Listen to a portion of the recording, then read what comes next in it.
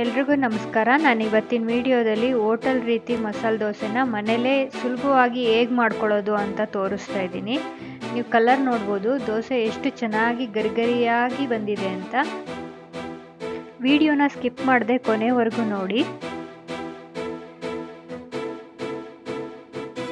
ಮೊದಲಿಗೆ ಒಂದು 4 ಕಪ್ಪಷ್ಟು ದೋಸೆ ಅಕ್ಕಿನ ತಗೋತಾ ಇದ್ದೀನಿ.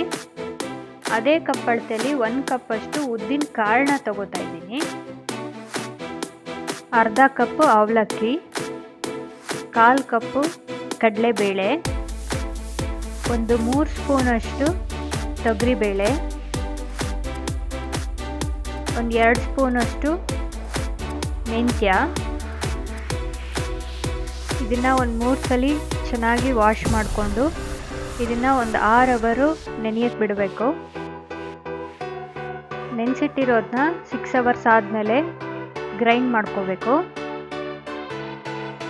ಗ್ರೈಂಡ್ ಮಾಡುವಾಗ 1.5 ಸ್ಪೂನಷ್ಟು ಗೋಧಿ ಹಿಟ್ಟನ್ನು ಸೇರಿಸ್ಕೊಂಡು ಸ್ವಲ್ಪ ಗ್ರೈಂಡ್ ಮಾಡ್ಕೊಳ್ಳಿ. ಎಲ್ಲ ಗ್ರೈಂಡ್ ಮಾಡ್ಕೊಂಡಾದ್ಮೇಲೆ ರುಚಿಗೆ ತಕ್ಕಷ್ಟು ಉಪ್ಪು, 1 ಸ್ಪೂನಷ್ಟು ಸಕ್ಕರೆ ಹಾಕಿ ಚೆನ್ನಾಗಿ ಮಿಕ್ಸ್ ಮಾಡ್ಕೊಳ್ಳಿ. ಇದನ್ನು ಓವರ್ನೈಟ್ ಬಿಟ್ಟರೆ ನೋಡಿ ಈ ಥರ ಫರ್ಮೆಂಟೇಷನ್ ಆಗಿರುತ್ತೆ. ನಮ್ಮ ದೋಸೆ ಚೆನ್ನಾಗಿ ಬರುತ್ತೆ. ಇವಾಗ ಆಲೂಗೆಡ್ಡೆ ಪಲ್ಯ ಮಾಡೋದನ್ನ ತೋರಿಸ್ತಾ ಇದ್ದೀನಿ. ಮೊದಲಿಗೆ ಒಂದು ಸ್ವಲ್ಪ ಎಣ್ಣೆ, ಸಾಸಿವೆ, ಜೀರಿಗೆ, ಕರಿಬೇವಿನ ಸೊಪ್ಪು ಮತ್ತು ಮೆಣಸಿನ್ಕಾಯಿನ ಒಗ್ಗರಣೆ ಹಾಕ್ಕೊಳ್ಳಿ.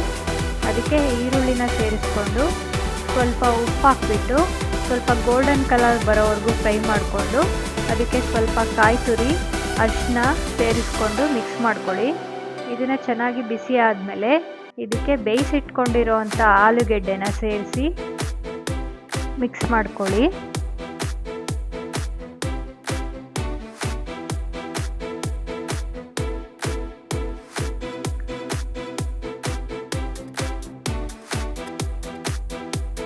ಪಲ್ಯ ಸ್ವಲ್ಪ ಬಿಸಿ ಆದಮೇಲೆ ಇದಕ್ಕೆ ಸ್ವಲ್ಪ ಕೊತ್ತಂಬರಿ ಸೊಪ್ಪನ್ನ ಸೇರಿಸಿದ್ರೆ ನಮ್ಮ ಆಲೂಗೆಡ್ಡೆ ಪಲ್ಯ ರೆಡಿಯಾಗಿದೆ.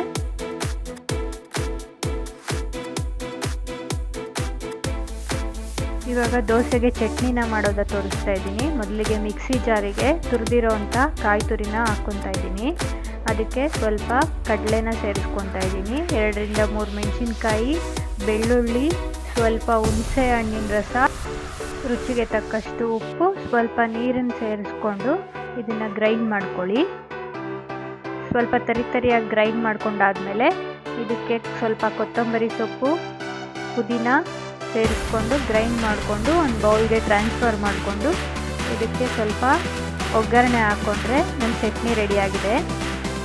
ಇವಾಗ ತವಾಗೆ ಸ್ವಲ್ಪ ಆಯಿಲ್ನ ಗ್ರೀಸ್ ಮಾಡ್ಕೊಂಡ್ಬಿಟ್ಟು ದೋಸೆ ಬ್ಯಾಟರ್ನ ತೊಗೊಂಡು ದೋಸೆನ ಮಾಡ್ಕೊಳ್ಳಿ. ತೆಳುವಾಗಿ ಬಿಡಿ. ಇದಕ್ಕೆ ಸ್ವಲ್ಪ ಸುತ್ತ ಎಣ್ಣೆನ ಹಾಕ್ಬಿಟ್ಟು ಬೇಯಿಸ್ಕೊಳ್ಳಿ. ಸ್ವಲ್ಪ ಮೇಲ್ಗಡೆ ಬೆಣ್ಣೆನ ಈ ಥರ ತರುಕೊಳ್ಳಿ. ನೋಡಿ, ಗರಿಗರಿಯಾದ ದೋಸೆ ಇವಾಗ ರೆಡಿಯಾಗಿದೆ. ನೀವು ಕಲರ್ ಕೂಡ ನೋಡ್ತಾ ಇರ್ಬೋದು ಎಷ್ಟು ಚೆನ್ನಾಗಿ ಬಂದಿದೆ ಅಂತ. ತಿನ್ನೋಕ್ಕೂ ಅಷ್ಟೇ ತುಂಬ ಚೆನ್ನಾಗಿರುತ್ತೆ. ನಿಮಗೆ ಈ ವಿಡಿಯೋ ಹೇಗೆ ಅನಿಸ್ತು ಅಂತ ಕಮೆಂಟ್ ಮಾಡಿ. ಇಷ್ಟ ಆದರೆ ಲೈಕ್ ಮಾಡಿ, ಶೇರ್ ಮಾಡಿ, ಸಬ್ಸ್ಕ್ರೈಬ್ ಮಾಡಿ. Thank you.